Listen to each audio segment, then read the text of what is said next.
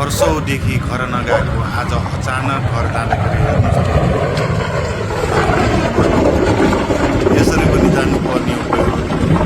बाटो नै उडाइदियो आमा कसरी जाने बर्खाले पुरै सुइँ लगिदियो